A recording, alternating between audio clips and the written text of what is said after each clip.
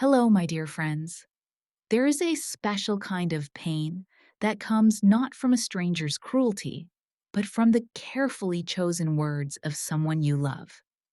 It's a pain that doesn't just break your heart, it rewrites your entire history, turning a lifetime of love into a story of inadequacy. Today's story is about that pain. It's about a mother's love, a daughter's ambition, and the moment a wedding aisle felt more like a gallows. If you've ever felt the sting of not being good enough, if you've ever been asked to shrink yourself to fit into someone else's world, then this story is for you. If it moves you, please let me know with a like, a share, or by subscribing to the channel. Your presence here tells me that these conversations about family, identity, and respect are important. Now, let me tell you about the day my daughter told me I wasn't classy enough for her wedding. My name is Beatrice, but for 30 years, my favorite name has been Mom. It was a name earned through sleepless nights, skinned knees, and 1,000 packed lunches. It was a title woven from bedtime stories and whispered secrets, from pride that swelled my chest during school plays and a love so fierce it sometimes frightened me. My daughter, Charlotte, was my miracle, my everything. She was a bright, shining thing from the moment she entered the world. And I, a humble librarian who found her wealth in stories, dedicated my life to making sure her light never dimmed. I raised her alone after her father, Michael, passed when she was just 5. We didn't have much in the way of material things, but we had a home filled with love and books. Our life was simple, happy.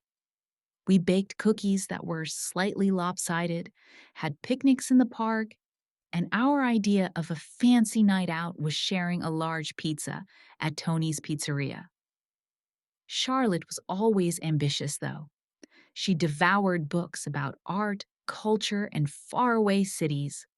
I encouraged it all, selling my own small treasures to pay for piano lessons and French classes, my heart bursting with joy at every one of her achievements.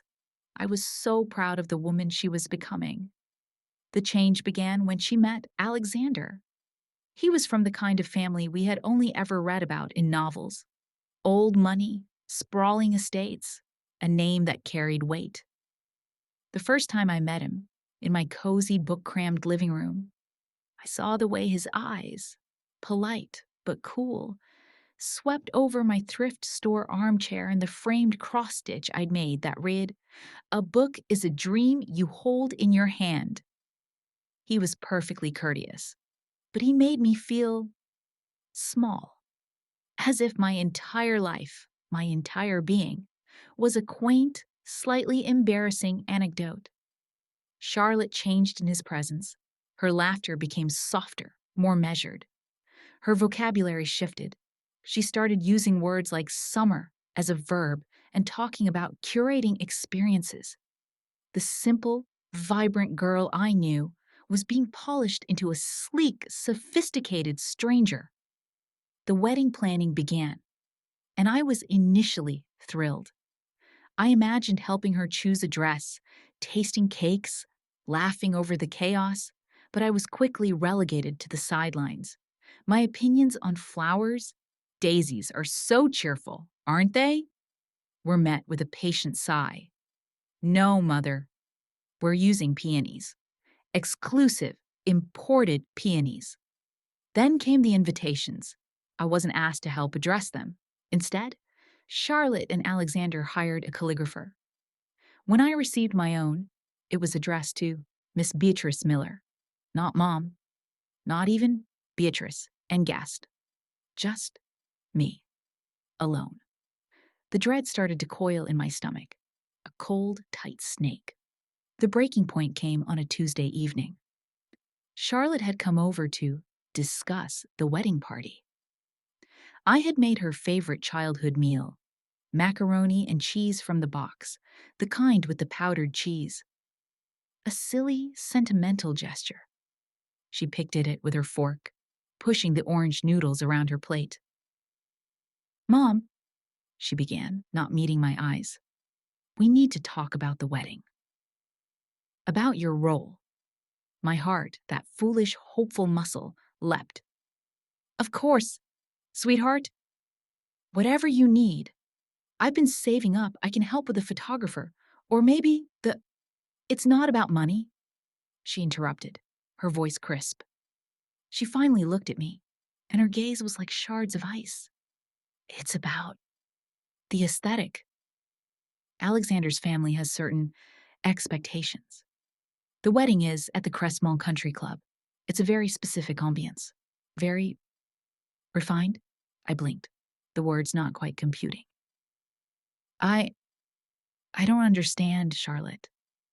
She took a deep breath, as if explaining a complex mathematical equation to a child. The mother of the bride is in hundreds of photos. She gives a speech. She mingles with everyone. She sets a tone.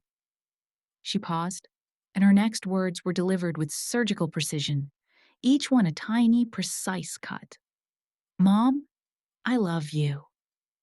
You know I do. But let's be honest, you're just not classy enough for this kind of event. The world stopped. The clock on the wall ceased its ticking. The hum of the refrigerator died.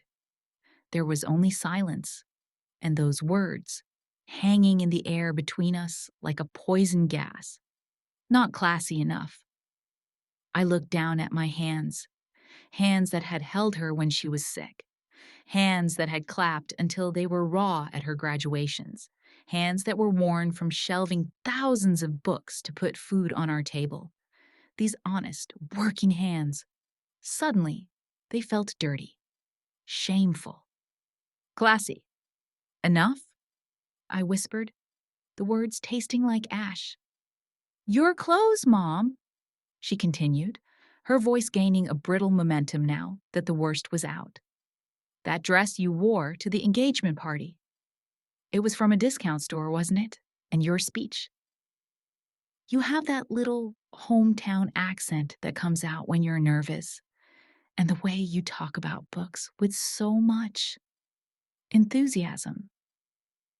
It's just not the right fit. She reached into her expensive leather handbag and pulled out a sheet of paper. She slid it across the table, over the forgotten macaroni and cheese. I've hired a wedding coordinator, Genevieve. She's exquisite. She's going to act as the official mother of the bride for all the ceremonial duties. She'll give the speech. She'll sit at the head table. She knows how to handle these things. I looked at the paper. It was a timeline. For me. 6 p.m. Guest Beatrice Miller arrives. Use side entrance to avoid main photography. 6:15 p.m. Seated at table 14, rear of the ballroom near kitchens. 7:30 p.m. Do not approach head table. 8:00 p.m. Speech by Genevieve Laurent, mother of the bride role. 10:00 p.m. Departure. Car arranged. I was a guest, a scheduled, managed, and sequestered guest in my own daughter's wedding. Tears welled in my eyes, hot and blinding, but they were not tears of sadness. They were tears of a profound, universe-shattering humiliation. The foundation of my life, my identity as Charlotte's mother, had just been declared structurally unsound. Charlotte, I said, my voice trembling with a hurt so deep I thought it might swallow me whole. I am your mother. And I need you to be a mother now and support me. She shot back, her own eyes glistening with frustrated tears. This is the most important day of my life. Why can't you just understand and do this for me? Why do you have to make it so difficult? I was making it difficult. My existence, my love, my very self was an inconvenience. a problem to be solved. I didn't yell. I didn't scream. The pain was too vast for noise. I simply stood up, my legs feeling like they were made of water. I need you to leave, Charlotte. Mother, be reasonable. Get out. She stared at me, shocked by the finality in my voice. Then, with a huff, she stood, grabbed her bag, and walked out. The door clicked shut, and the sound was as final as the ceiling of a tomb. The days that followed were a blur of gray emptiness. I cried until I had no tears left. I looked around my unclassy home, at the well-loved books and the lopsided crafts, and I saw it through her eyes. Shabby, pathetic, inadequate. The wedding invitation sat on my coffee table like a taunt. Table 14, the side entrance. My dearest friend Margarita from the library came over. I showed her the timeline. She read it, and her face, usually so cheerful, darkened with a righteous fury. Beatrice, you cannot go. You cannot subject yourself to this. It is a betrayal. It is emotional murder. But she's my daughter. I wept. Is she? Margarita asked softly, taking my hand. Because the Beatrice I know, the woman who raised a brilliant daughter all on her own, the woman who knows the entire poetry section by heart, is the classiest person I have ever met. Class isn't a handbag or a country club. Class is integrity. Class is heart. And she has none. The wedding day arrived. I woke up feeling like I was preparing for my own execution. I had bought a new dress for the occasion. It was simple, elegant, navy blue. I didn't know if it was classy enough. I didn't care anymore. I looked at myself in the mirror. I saw the lines on my face, lines etched from laughter and worry and love. I saw the woman who had worked 2 jobs to buy Charlotte her first encyclopedia set. The woman who had stayed up all night, sewing a princess costume for the school play. The woman who was, and always would be, her mother. And I made a decision. I would go, but I would not follow the timeline. I arrived at the Cressmont Country Club. It was obscenely beautiful, a palace of marble and flowers and whispered conversations. I did not use the side entrance. I walked straight through the grand, ornate front doors. Heads turned. I saw Alexander's mother, a woman made of sharp angles and cold pearls, glance at me with a flicker of surprise. I saw Genevieve, the official mother, a vision in silk, talking animatedly to the photographer. And then I saw Charlotte. She was breathtaking, a vision in ivory satin. For a moment, my heart shattered all over again with the sheer, overwhelming love I felt for her. Our eyes met across the room. Hers widened in panic. She began to make her way toward me, a forced smile on her face. I didn't wait for her to reach me. I didn't go to table 14. I walked to the table where Margarita sat, with a few of my other friends from the library, my real family. I sat down with them. Throughout the ceremony, I held my head high. I watched my daughter marry the man she loved, and I prayed with every fiber of my being that he, and this life, would be worthy of the beautiful, complicated soul she was. Then came the reception, the dinner, and the moment for the speeches. Alexander's father gave a polished, impersonal speech about legacy and alliances. Then, the master of ceremonies announced, "And now, a word from the mother of the bride, Genevieve Laurent." There was a smattering of applause. Genevieve stood, smoothing her dress, a practiced smile on her face. And then I stood up. A ripple of confusion went through the crowd. Charlotte's face went pale.